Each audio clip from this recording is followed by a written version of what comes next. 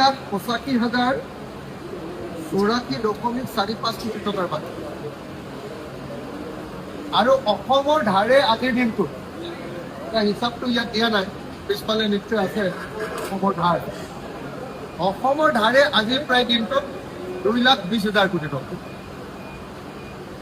অসমৰ ধাৰ আৰু অসমৰ বাজেট মোটামুটি সমান।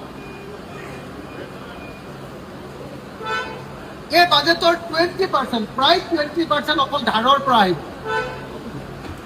আমাৰ যিটো ৰেভিনিউ ৰিচিপ্ট যে ক'ৰ পৰা টকা আহিব, আপোনালোকে পিছফালে চাওক, where rupees comes from।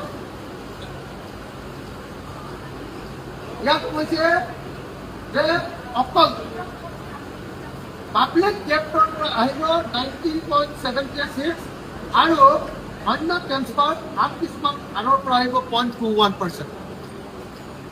অৰ্থাৎ আজিৰ যিটো বাজেট, সেই বাজেটৰ 20% ধাৰ ল'ব।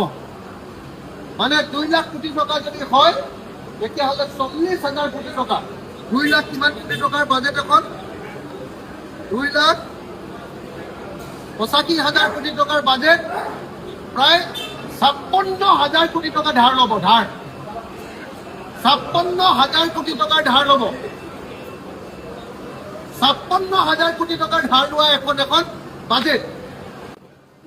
গতিকে যিখন বাজেটত 20% ধাৰ ল'ব, সেইখন বাজেটত উন্নয়নৰ কাৰণে একোৱেই দিয়া নাই, চব খালি